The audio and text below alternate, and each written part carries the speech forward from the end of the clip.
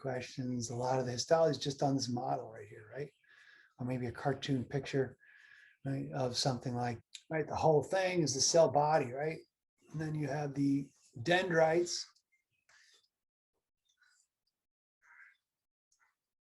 Coming off here, right? These little things over here are incoming axons, right? So these are actually terminal boutons or axon terminals, whatever. Axon terminals. I'm not sure if that's actually in there, but these would be axon terminals coming from other neurons, right? Showing you the innervation. All right, there's the terminal boutons over here. That makes sense? And then what's over here? Axon hillock. And then it starts the axon itself, right? Which is covered by the myelin sheath.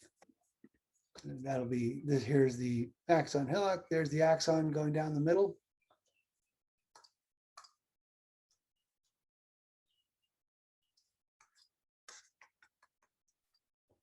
What is this over here? And this. Right, this is a Schwann cell. And what I'm pointing to is the Schwann cell nuclei, right? But the whole cell, remember, its membrane extends out and wraps around. That's what makes that sheath covering, right? When you get to physiology, that would be the node right there. And each of these is an internode. Okay, this at the end right there, what covers the myelin sheath? What's that connective tissue covering the myelin sheath? And what?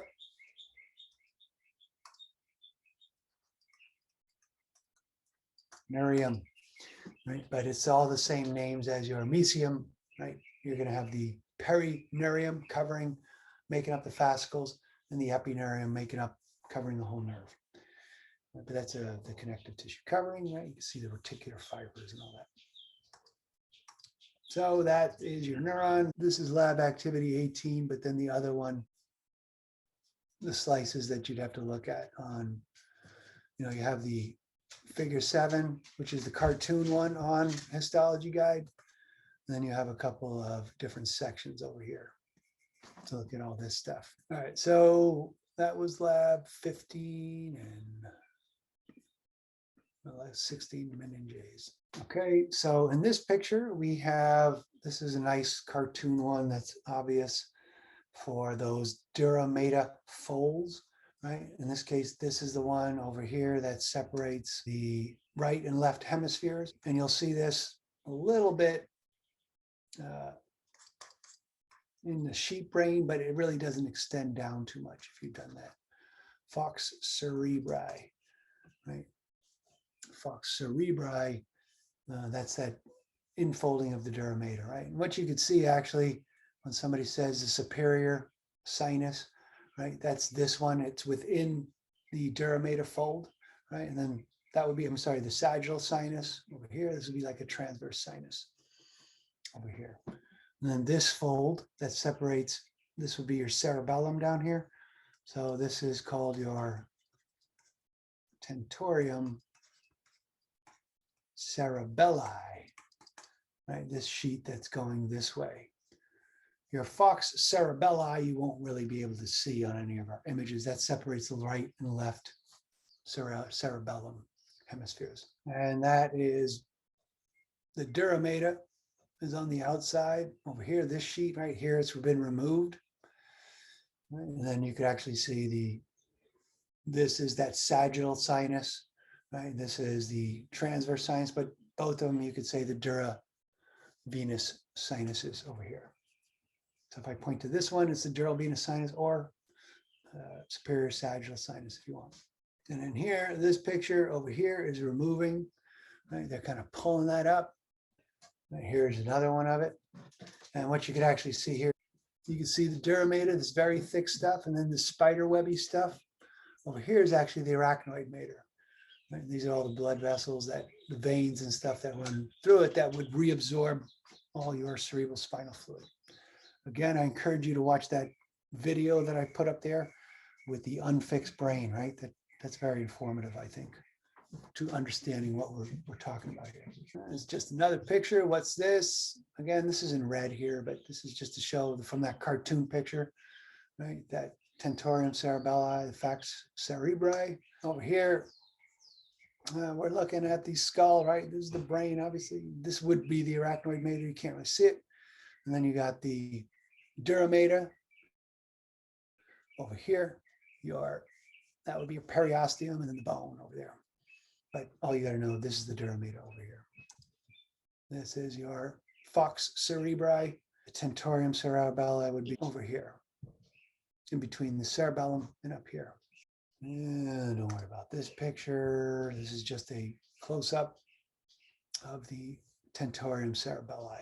You can't see the falx cerebri anymore. Again, here's that part, right? In this case, the falx cerebri has been removed from half the brain so that you could see this part over here.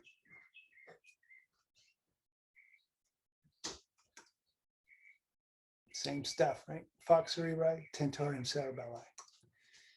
And then once you remove all the dura mater, you'll see that shiny spider webby kind of stuff, right? In real life, that would be filled underneath with cerebral spinal fluid. So it's a little, here it flattens, all that's been removed, right? But that would be your arachnoid mater. That's it. And just to concentrate on the meninge stuff, that would be it for that. This is just another picture of all that. And then for your spinal meninges, this is the picture we're going to use for that. Okay, what's on number 9? Right over here. We got going all the way around on the very outside over here. It's actually continuous with the covering of your spinal nerve for a little bit. Again, it's a 3D structure, so don't be fooled by that. That is your exactly dura mater. What's underneath in this picture directly, even though in your cartoons they usually show it apart. Red. And over here, what's this? Number 16 right here. All right. And how do we know that? Because it's the next layer, basically.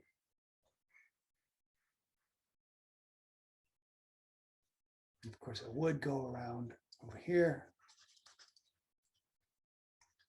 Arachnoid mater. And then what's underneath the arachnoid mater? What's the space? What's this filled with? And what's the space called?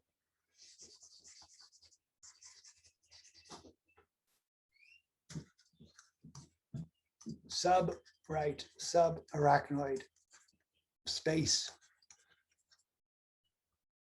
While we're here, what's the other space you got to know in this one? Right above the dura mater here, it's usually shown with adipose tissue, but there's all blood vessels, right? Epidural,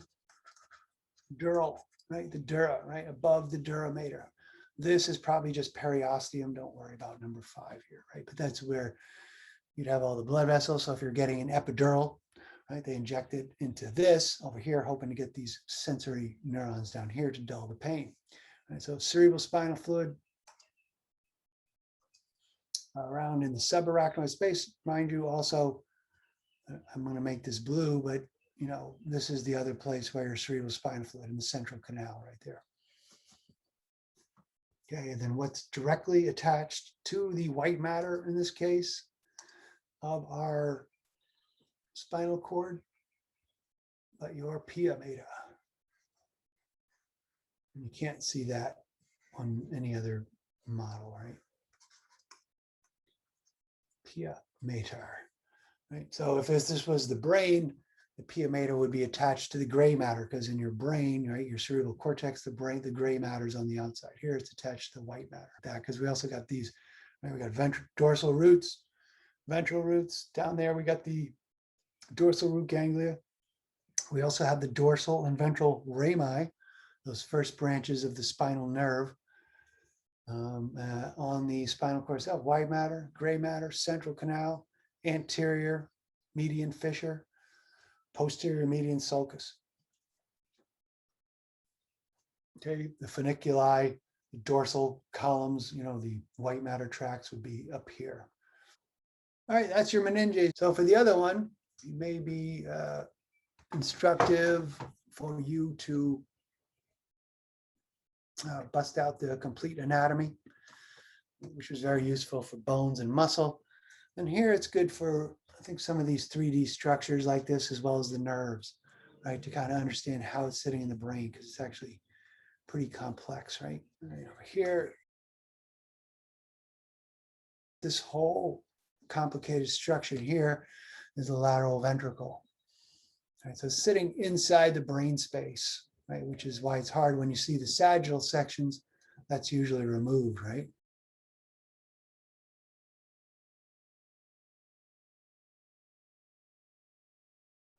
You can make out the other ventricle on the other side, right? So the pons, and here's where you could see, you know, here's the lateral ventricle over here. Right? There's the connection in between the lateral ventricles and everything, and then they combine over here.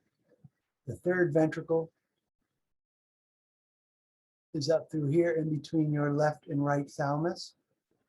Right. So again, when you do a cross section, I mean a sagittal section, that's basically, you know, all you're going to see is the thalamus, because this is going to be removed, right? And then coming down from your third ventricles, it goes through the cerebral aqueduct up here into the fourth ventricle. And here, which is continuous with the central canal, which is going to, you know, go down that spinal cord right there. And these are those lateral apertures that go into your, lead into the subarachnoid space.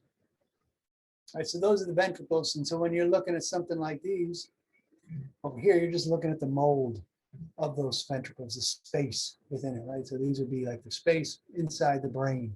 The lateral ventricles from the side view, they both go over here to form, to connect with the third ventricles. The thalamus would be on either side of these. And then the central canal, the cerebral aqueduct, which I'll call the cerebral aqueduct in your answer choices, leads into the third ventricle. These red marks over here are indicating the choroid plexuses. So here's the close-up of those, right? Third ventricle, and fourth ventricle with the choroid plexuses on them. This is just looking at that third ventricle. That little hole in the middle of the third ventricle is, you know, when you look at the side view of the brain, you see the interthalamic adhesion. That's where that goes through, that space. So remember, the thalamus is sitting right there. There it is, right? That's where that hole is. Here we take a look at that hole. That's where that's going through, right? So your third ventricle is right over here. You can't see the lateral ventricles. They're on the other side of this. But you can see the aqueduct, the cerebral aqueduct, and then the fourth ventricle. The aqueduct. I know I name it here aqueduct of midbrain. So on your answer choices, I'll put cerebral aqueduct / aqueduct of midbrain, because you're going to want to like be able to find that right away. And then on this cartoon, this is really the only one I could find with the subarachnoid space. That's in green around here. And then the dural sinus is in blue. Dural venous sinus or dural sinus is in blue. And then here is just what we went over in those, as far as the, you know, meninges, but also the subarachnoid space and the central canal. Here's that. Oh, so superior sagittal sinus, one of several dural sinuses, right? That's this one over here. You can call it either one, superior sagittal sinus or a dural venous sinus or dural sinus. So this is a real brain, right? So you figure this is the dura mater. It splits off into two kind of sections right here, and you got those sinuses running in between those two split off of your dural sinuses. And then here is the model version. All you can really see here is the dural venous sinus in blue right here.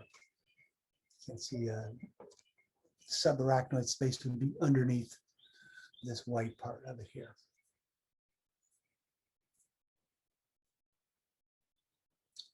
So with these, right, you got the term list over here. And then I show pictures for each of these, a clump or term or a clump of terms. I show you images that I'm going to use for those terms, right? But you'll notice a lot of the images are going to be used over and over again for different things, right? So I'm just going to start not in any particular order over here, because last time we went over the cranial nerves, and I'm using that picture for the cranial nerves. And I kind of walked over each one and drew them out. So watch that video from yesterday's class recording for a little more detail, right? But for the whole brain, what do we got here, right? Frontal lobes up here. This is part of the longitudinal fissure that you're looking at. And here, these are the temporal lobes on either side over here. And then you got your cerebellum, which is over here, right? The occipital lobe is hidden in this case because it's on the posterior side. So you can see the frontal temporal lobe, you can see the cerebellum. And then for the other structures, you can see right here, your olfactory bulbs are really obvious, your optic nerves, your optic chiasm over here. These little things are your mammillary bodies of the hypothalamus. The pituitary gland is cut off. And then you got your cranial nerves, right? Cranial nerve 3, 4, 5, 6, 7, 8, 9, 10, 11, 12. And so the other structures you'd see are your pons, like this structure over here, and then the medulla oblongata over here. At some point, it turns into the spinal cord. Okay, so I think that's what you could see on this brain. Of course, on any brain picture, right, you got the sulci, right, and the gyri, right? Remember which one is which. Your precentral sulcus, which is not visible on this one. You could think of the one that's kind of dividing the posterior, anterior and posterior parts of the brain. Then on either side of that, you got the pre and post central gyrus, which is the primary motor cortex and the somatosensory cortex, if you forget which one is which. Just to be clear, right? These are the gyri, and then this over here is the sulci. And then a big thing down the middle. Just give a shout because I can't see a fissure. In that case, the longitudinal fissure. All right, but that's that terminology, right? And then just while we're here, right, these little things on the cerebellum, those are folds. They're kind of like the gyri, but they're called folia. These little things over here, it's like kind of hamburger. These folds over here, folia. Okay, and then over here, coming off the brain, after the medulla oblongata, you have the spinal cord going down from the brain to about L2 over here. So this is the superior or rostral region over here with that cervical enlargement. And in this picture, you could see, the meat of the spinal cord. These are the roots leading into the dorsal root ganglia over here. And that's the image. We kind of just went over all that. Some of this is the, histology of it. The gray matter over here. This is the ventral horn, dorsal root ganglia. What kind of cells are over here? Motor neurons. What kind of cells, what kind of glial cells are out in the white matter over here?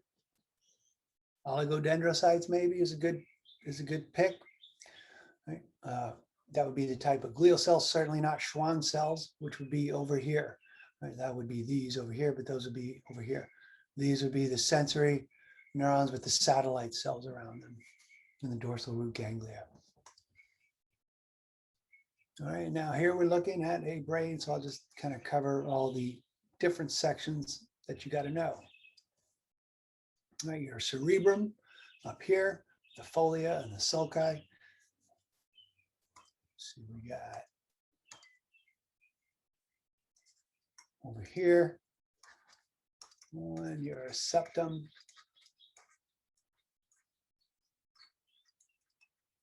pellucidum, and your, I'm just going to keep this blue since it's like another fold. Right, that would be your falx cerebri. And then you have over here,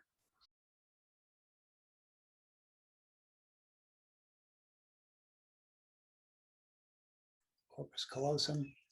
This is all multiple choice, by the way, so you don't have to remember how to spell it. And we have better pictures to go deeper into this, right? But we'll see the thalamus, your midbrain, your pons, like fourth ventricle, a couple of the structures over there. We'll look a little closer on that.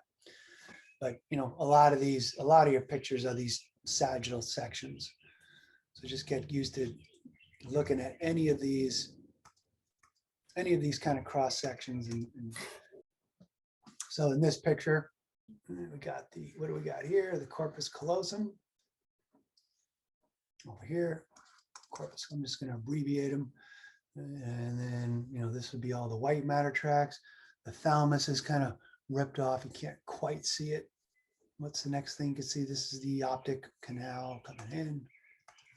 And then what we can see here is the midbrain, right?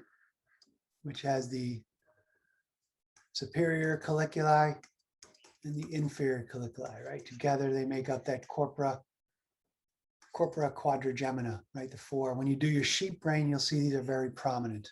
This is all visual and auditory reflexes, and the sheep has a lot of that rather than like occipital lobe, right? So they're not thinking quite as much as we are about what we see. So this is all the midbrain. What's also in the midbrain here? That cerebral aqueduct or aqueduct of midbrain. And then underneath the midbrain, we got the pons, right, which is this big area over here. And over here, we got what? Fourth ventricle. Over here, coming from that cerebral aqueduct. Over here, we got cerebellum. Over here, and then we have the medulla oblongata.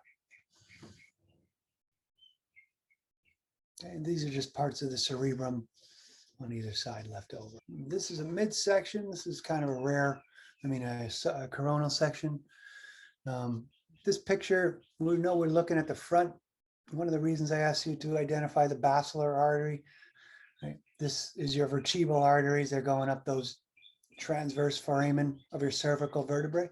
They merge to form the basilar artery, which runs over the pons right here. So this is the pons.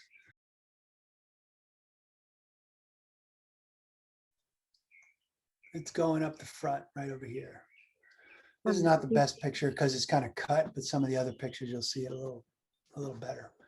Here's the cerebellum in the back right here. Here's all those nerves popping out of it. And then you have the brain over here. The only thing I would ask here is maybe gray matter. No, maybe the sulci and gyri over here would be a good sample of that. Lateral sulcus, right? Separating the lateral, sometimes they call it the lateral fissure over here. That separates the temporal lobe from the parietal lobe. And then the other thing here would be the ventricles, right? The ventricles over here. This is their lateral ventricles. Okay, and then this one, we're just looking at, in this picture, I guess we got the the longitudinal fissure going down the middle. You got arachnoid mater over here. Right? On this side, I have highlighted a couple areas, right? Your frontal lobe in red right here. And on that frontal lobe, you have that pre-central gyrus, right? Which is the primary motor cortex. You can call them either one. And then on the other side of this would be your, it doesn't really work calling it a PCG because they both start with that, right? So we'll have to call that the pre-CG. And then the post-CG of the parietal lobe, right? It's the parietal lobe. And then in the back here,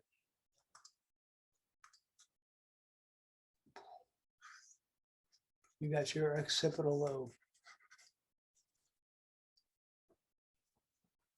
You can't really see the temporal, little bit of yellow sticking out the side would be your temporal.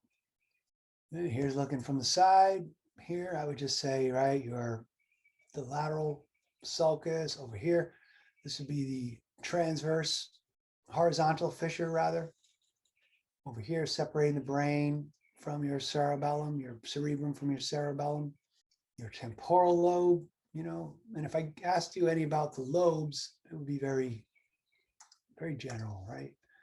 If I put a circle back here, which lobe is that versus this, right? Or this, right? I'd make them pretty clear so you're not like, wait a second, is he circling the occipital lobe or the parietal lobe, right?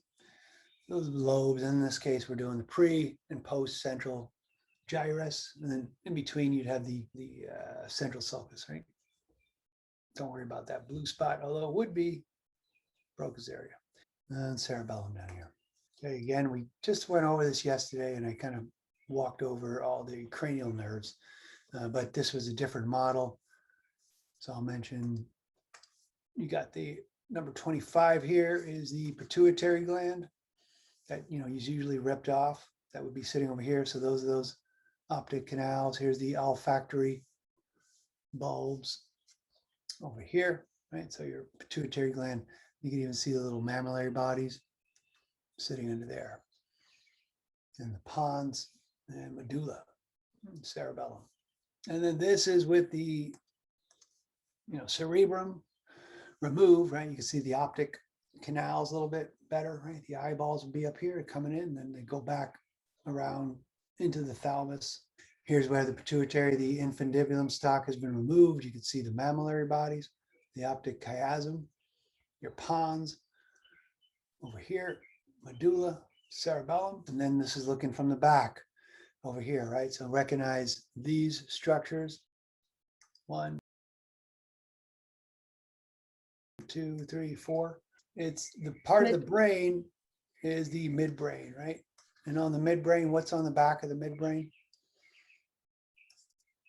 Your corpora quad means 4. There's 4 of these.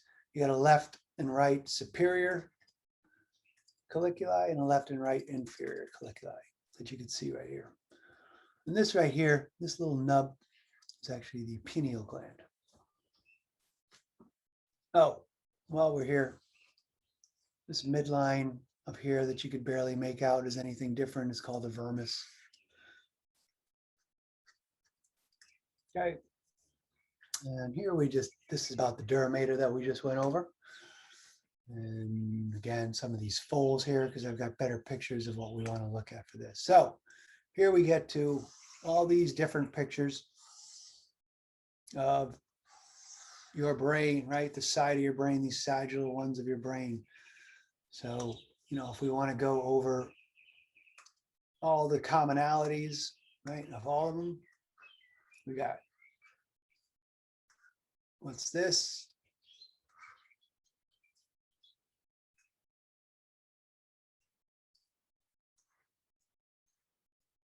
Corpus callosum.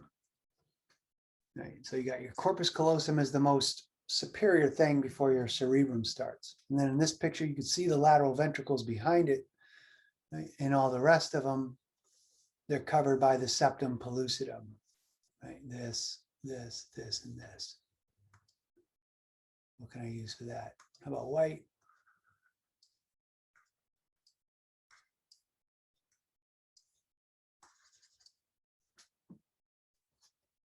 red, I guess, but then, well, actually a little bit on some of these.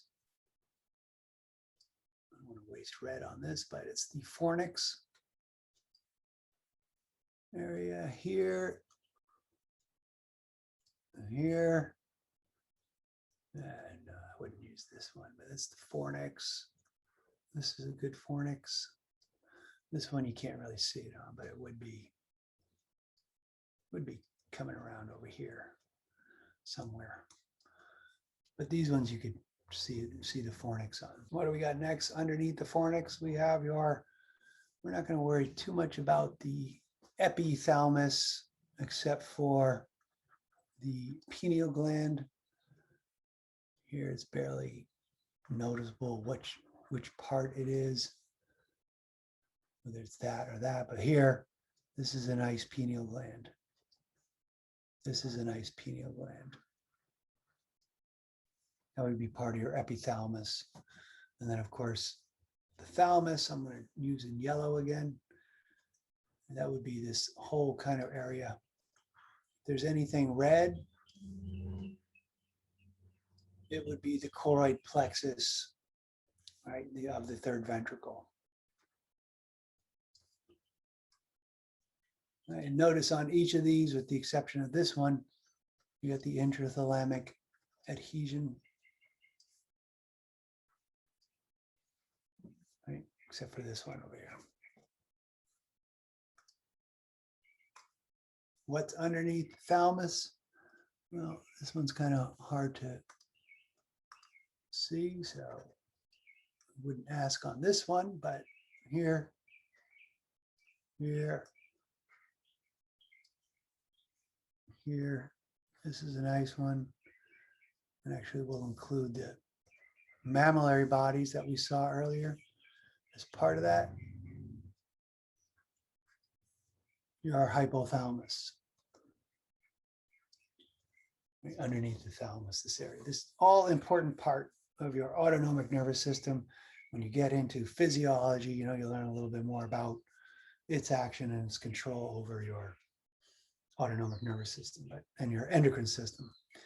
Right? That is your hypothalamus. What's underneath the thalamus? This whole brain region. What region is this?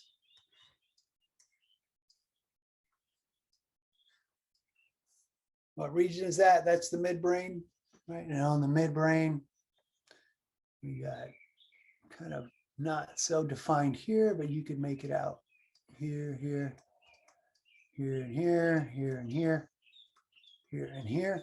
You have those superior and inferior colliculi. And then also in the midbrain, you have the aqueduct of the midbrain, or cerebral aqueduct. What is underneath the midbrain? Pons over here.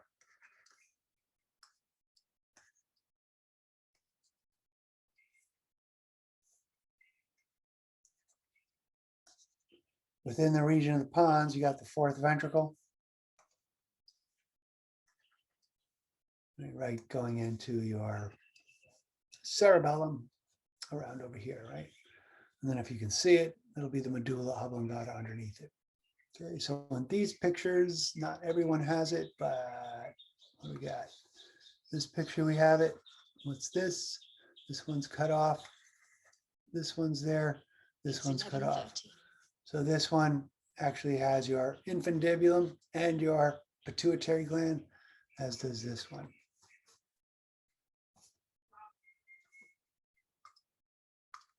Also, just again, mammillary bodies from your hypothalamus, your cerebellum.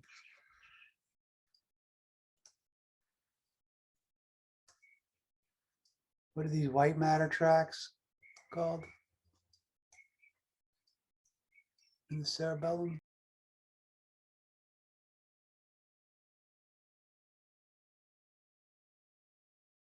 Arbor vitae.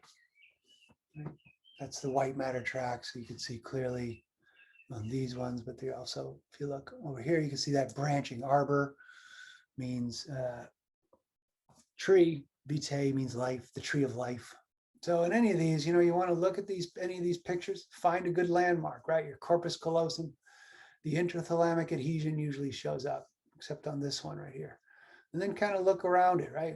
If you know where your thalamus is, hypothalamus is right under it. Your pineal gland is right behind it, right? And then kind of go in order as far as the brain regions, right? This would be your cerebrum up here, but this would be your thalamus. Over here, your hypothalamus, your midbrain, and then your pons, and then your cerebellum behind. Here's just a close-up. So let's just write this in. Notice on this picture, what do you notice funny about these numbers? They're flipped. Get used to looking not so much at a particular picture. And we'll just start off with arbitrary colors. What's the top structure here? I'll just draw it over here. Corpus callosum. What is that? White matter tracts. I'll talk about the function here on this time as well. Right. What's the function of that? It's white matter tracts connecting the left and right hemisphere. Right. Here's another little white matter tract that's over here above the thalamus. It's not really that visible in this one, but that would be your fornix. That's just another white matter tract. We don't have a function for that one, but it's connecting parts of the limbic system together. And then in these two pictures, we can see a little bit of your choroid plexus over here. That would be your choroid plexus. Choroid plexuses. And then at the end, over here, you can barely see over here.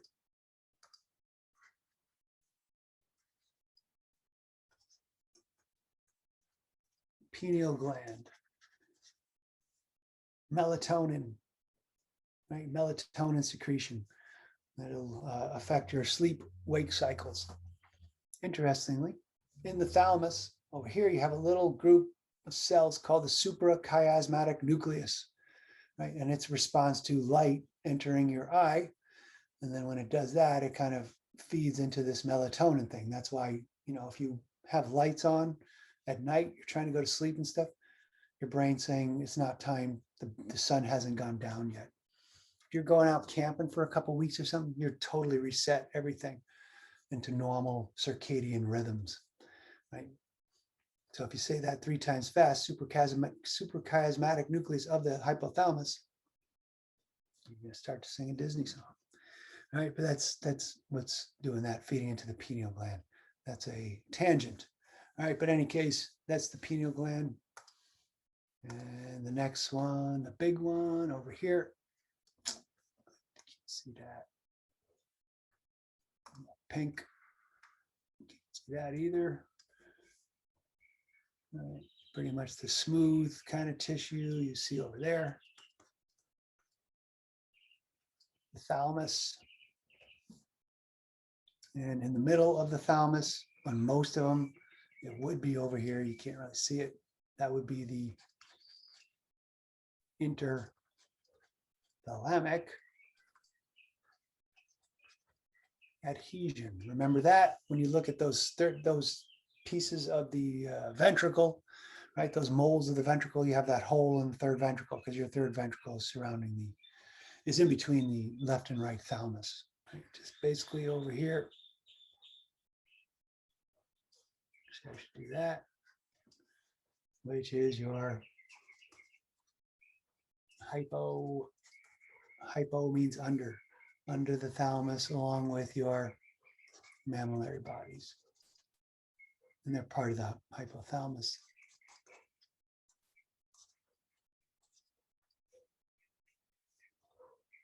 And then from this picture, you could actually see infundibulum. Here would be cut off here. This is actually the optic nerve. The infundibulum has been removed. But the infundibulum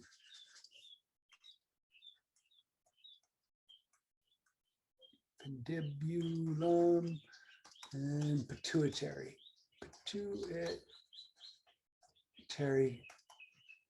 gland. Okay, pineal gland, up here. Pituitary gland would be down over here. Pituitary gland is your master kind of endocrine system that's controlling other endocrine glands as well as releasing a few hormones itself. But again, you'll know all about that in physiology. But there's the structure. Just know that it comes from the hypothalamus. The hypothalamus controls the pituitary gland. Infundibulum is just the stalk, like the connection in between them. All the nerve fibers running to it. So yes, the next region below the thalamus. What do we got? White, but I'm going to put midbrain. Right, which is going to have those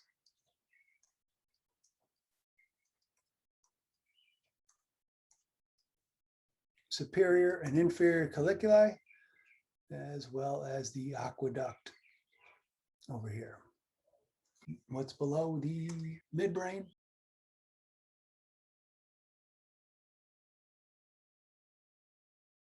Pons, right?